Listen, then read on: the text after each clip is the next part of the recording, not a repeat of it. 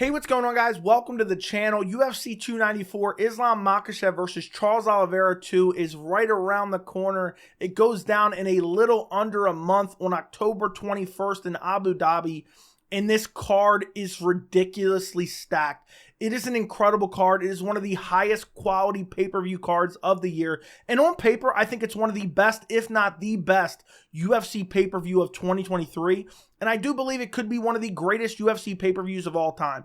Obviously, we have to see how it plays out. Obviously, we have to hope and pray there's no injuries or pullouts for whatever reason. But this card is so unbelievably good. And I feel like it's not getting enough hype. It's not getting enough praise. So I'm going to go through the card. We're not just going to discuss the main card fights, but I'm also going to highlight some notable prelims as well, because this card deserves praise. I mean, I know UFC 296, it just got announced, at least the majority of the main card, which is a stacked card as well, but UFC 294, I'm really looking forward to it, and it's not that far away. So let's start off by briefly discussing some of the prelim matchups.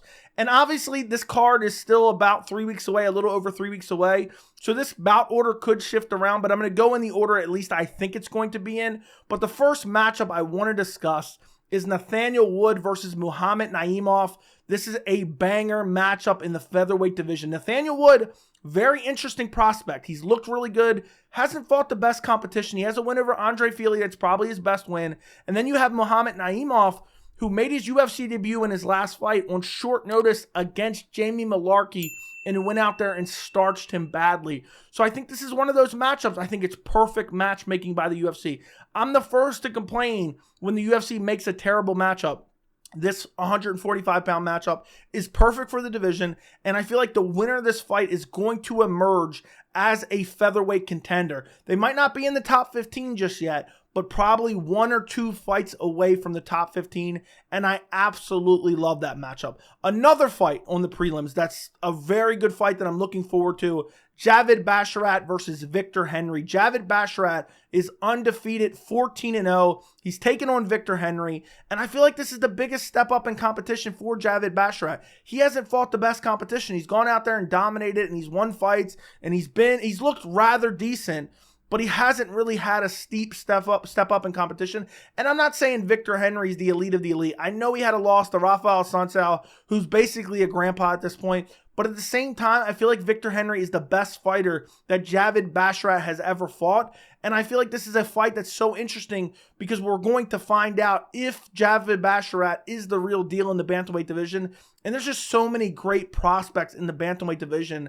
I just love when we get a fight where we actually get some information. When this fight and both these fights that I've already talked about, when both these fights come to their conclusions, we're going to have a lot of information on all the different fighters in these matchups, and I love fights that answer questions, and Javid Basharat versus Victor Henry should answer a lot of questions. Moving on to the next notable prelim, and I'm not going to talk about this one that much because I'm not crazy excited for it, but you have Muhammad Yahya versus Trevor Peek.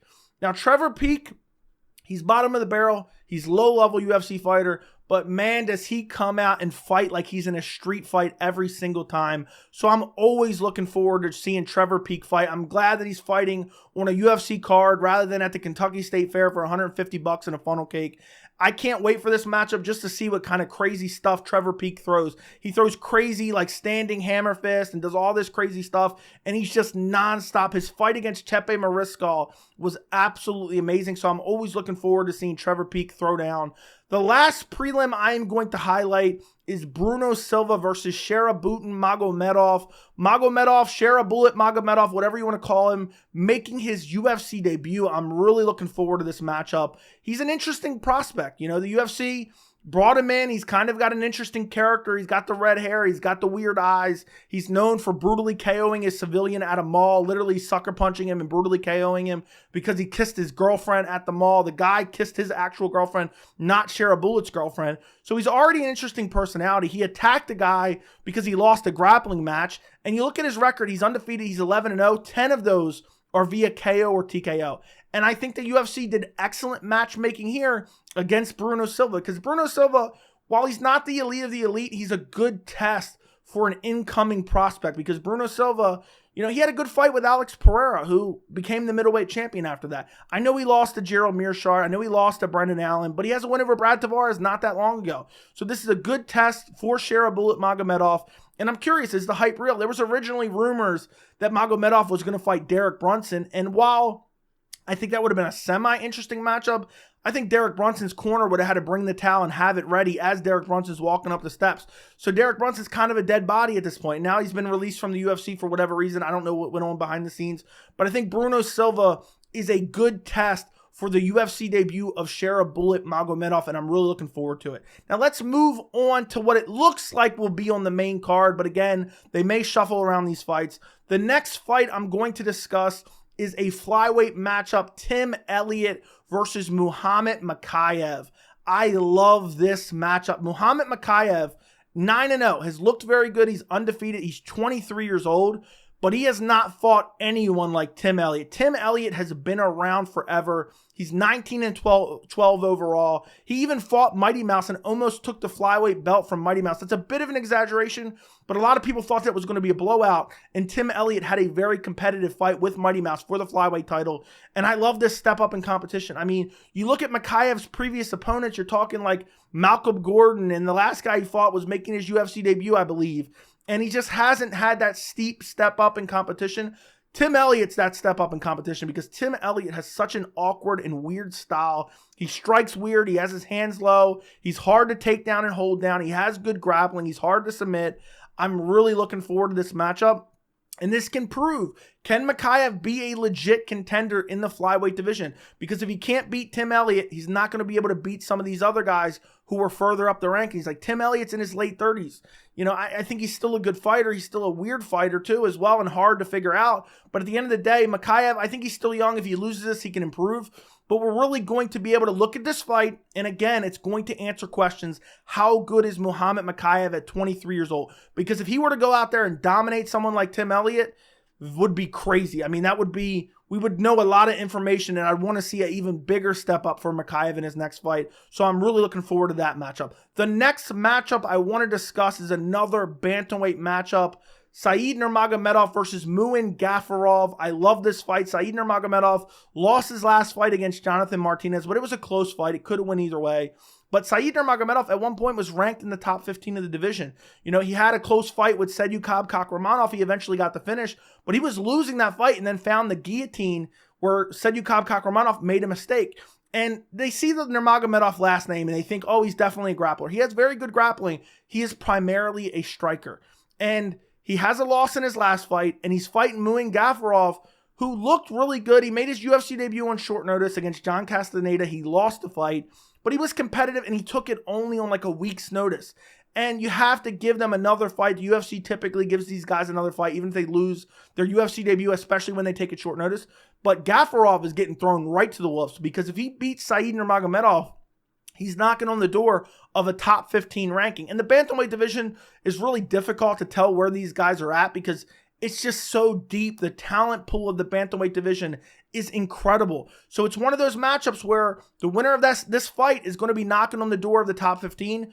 But you look at Said Nurmagomedov, he's arguably already a top guy in a way, but it's just the division is so stacked and unbelievably skilled that he's not even ranked in the top 15 because the division is so amazing. But nonetheless, I love the UFC giving some of these guys who came in, made their UFC debut, and maybe even if they won or lost, but still giving them a semi-big fight in their next fight. You know, you look at it with the Nathaniel Wood, Muhammad Naimov fight. Similar there. I'm not saying that's a massive fight, but it's a good step up for Naimov. You look at another example, Nursultan Ruziboyev came in and beat Bruno Ferreira, and now he's fighting Caio Borralho, which I think is a good step up for him as well. I think this fight's an incredible bantamweight matchup, and it's an absolute banger on UFC 294. The next fight we're going to discuss is Nasruddin Imavov versus Ikram Aliskerov.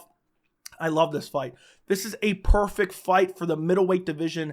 Nasruddin Imavov coming off that no contest against Chris Curtis where there was a headbutt where he got cut open, couldn't continue. And I think Nasruddin Imavov was looking very good in that fight up until that headbutt. You look at the fight before that, he lost to Sean Strickland. That loss has aged well because Sean Strickland's now the middleweight champion. And he took that fight. I know Sean Strickland took it on short notice as well, but Imavov was prepared to fight Kelvin Gastelum. And then on a week's notice, he got swapped out with an awkward, weird style of Sean Strickland, who has unlimited cardio. So I don't really knock him for that loss.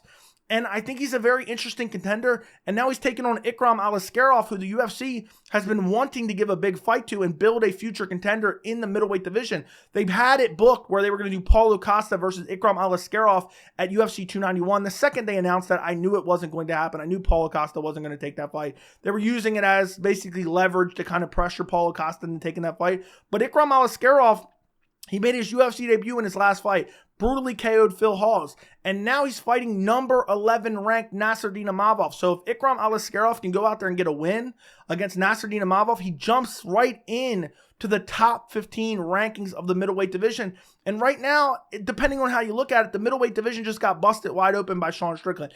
Now, obviously, that's depending on how you look at it, because if Adesanya gets a rematch and maybe he wins, maybe there's a trilogy. But right now, the middleweight division, it still needs future contender. The division for the last few years has kind of felt stagnating. And now we have basically Dricus du Plessis at the top of the division looking for his title shot. But after the Sean Strickland Israel Adesanya saga kind of plays out, after Dricus, it's like you still need those up-and-coming contenders, which also we're going to talk about Khamzat Chimaev, who's fighting on this card as well. But the winner of that fight is going to be in a great spot in the middleweight division. And also just stylistically, both guys, you can tell they're very good fighters. They're highly skilled fighters. They're very well-rounded. And they both have finishing ability. So I'm really looking forward to that middleweight matchup. Moving up on the main card, we have a light heavyweight fight. Magomed Ankalaev versus Johnny Walker. I love this fight. I absolutely love this fight. Johnny Walker at one point in time, people were acting like he was going to be a future champion. And then at one point it looked like Johnny Walker's hopes of being a champion are going to die off. He got KO'd by Corey Anderson back at UFC 244. Then he lost to Nikita Krylov in the fight after that. Then he beat Ryan Spann, but then he lost to Thiago Santos, and then he got brutally KO'd by Jamal Hill. But since then, 3-fight winning streak. Beat Iwan Kutalaba, I think is how you pronounce it. Beat Paul Craig, beat Anthony Smith. And don't get me wrong, that's an okay win streak, but the dead body of Anthony Smith is nothing compared to Magomed Ankalaev, who's coming off a draw in a light heavyweight title fight in his last fight against Jan Blachowicz, in a fight that a lot of people thought he should have won. So I love this matchup. This is very relevant to the light heavyweight division, and the title picture is kind of weird right now depending on when Jamal Hill returns. But you have a light heavyweight title fight booked for UFC 295. You're getting Yuri Prochazka returning versus Alex Pereira for the vacant light heavyweight title. So the winner of this fight is going to be in an excellent position depending on when Jamal Hill can return. The winner of this fight could be next in line for a title shot. If Jamal Hill can't return until next summer, they may book a light heavyweight title fight in the first quarter of 2024. So I absolutely love this fight. I think both guys are very good fighters. I think Johnny Walker has had this career resurgence. He's super athletic. He has unbelievable KO power. And then you have Magomed Ankalaev, who I think doesn't get enough praise. Unbelievable grappling, unbelievable striking, unbelievable power. I know he hasn't been reeling off the most notable wins. Anthony Smith, Thiago Santos, Volkan Ozdemir. But he hasn't. It's been a long time since he's lost. It's been all the way since 2018 when he lost to Paul Craig. That's how long ago it's been since he lost a fight. And that fight he was winning and then ended up getting submitted. So I'm really looking forward to this fight. I think this is very relevant to the light heavyweight division.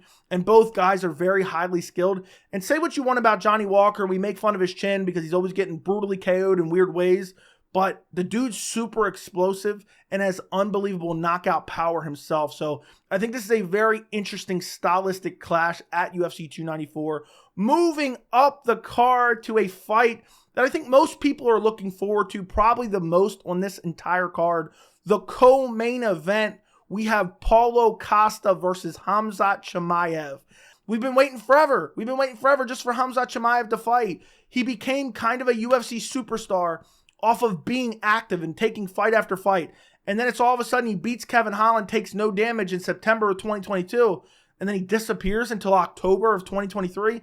Now, I do think there's some behind-the-scenes stuff going on with Khamzat Chimaev and his visa and his, weird connections to different dictators in other countries.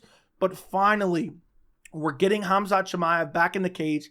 And I think this is the most interesting opponent. People were talking about, Robert Whittaker. People were talking about these different matchups, Jarrett Cannonier. I think Paulo Costa versus Khamzat Chimaev is so interesting. Khamzat Chimaev has looked incredible. Look what he did to Kevin Holland. Look at the fight against Gilbert Burns, and I know that was a competitive fight, but it felt like Khamzat was going out there and playing around, and that's what made the fight so competitive. He's undefeated, he's 12-0, and now he's taking on the stiffest test of his career, former title challenger Paulo Costa. And I know Paulo Costa, it's kind of been weird. He's been out for a while. He hasn't fought. It's crazy. It's been all the way since August of 2022. But that's only a month since before the last time Khamzat Chimaev fought, where he fought Luke Rockhold. Didn't look particularly good in that fight, but they have the backstage beef at the UFC Apex. And on top of that, above all else, we're finally getting Khamzat Chimaev back. That's all that really matters in this fight, because Khamzat Chimaev is one of the most interesting prospects in all the UFC, whether it be the welterweight division or the middleweight division. And a lot of people fantasized, all right, Khamzat Chimaev beat Gilbert Burns. He's in line for a welterweight title shot. Oh, well, they already have the welterweight division kind of tied up, so they're going to sacrifice the dead body of Nate Diaz to Khamzat Chimaev, and then they're going to give him the title shot. Well, unfortunately, Khamzat misses weight, has to fight Kevin Holland. Then you have Kamaru Usman get KO'd by Leon Edwards, so it kind of foiled all those plans where you were going to have a world where you had Kamaru Usman versus Khamzat Chimaev. Then Chimaev decides he's moving up to middleweight, and we're like, oh, okay, he's going to fight Paulo Costa, and then maybe potentially fight Israel Adesanya after that. Israel Adesanya loses, and now you have Sean Strickland as a champion. You have Dricus du Plessis waiting in the wings.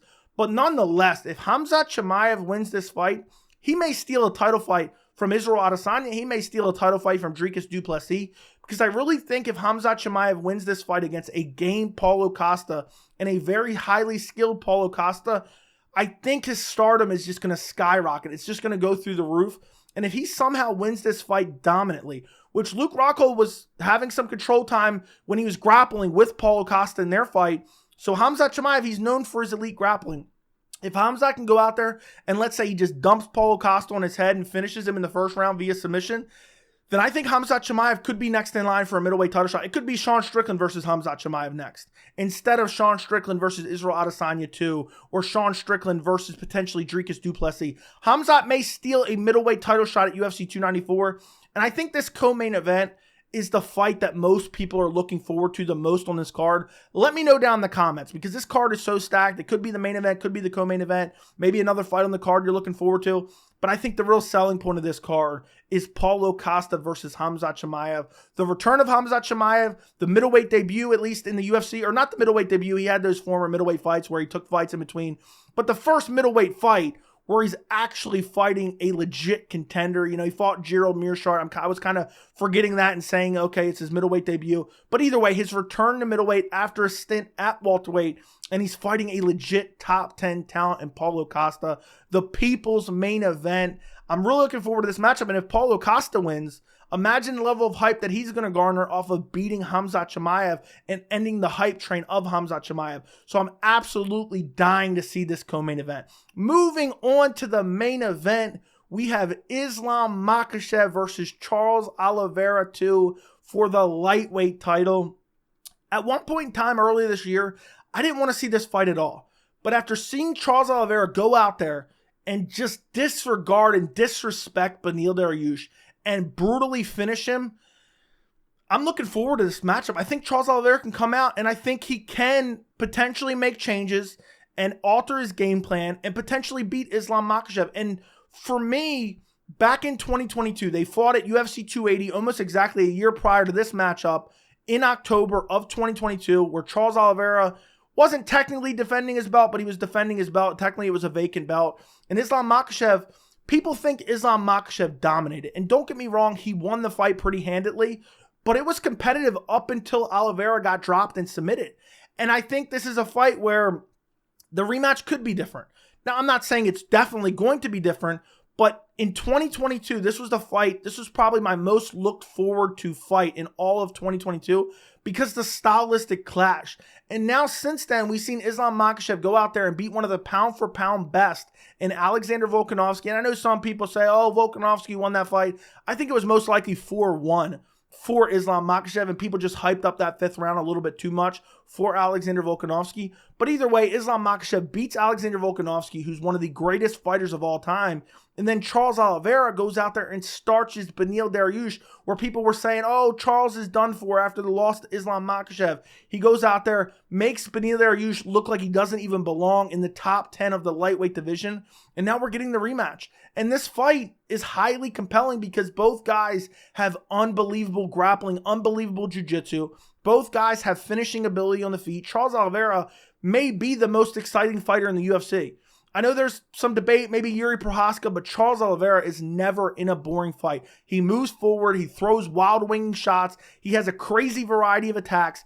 And then meanwhile, you have Islam Makhachev, who has power in his hands, but he's very technical as well. His striking is so technical. And I really think his striking was underrated going into that first fight. He went out there, outstruck Charles Oliveira, outgrappled Charles Oliveira, dropped him, and then finished him with his jiu-jitsu, found an arm triangle.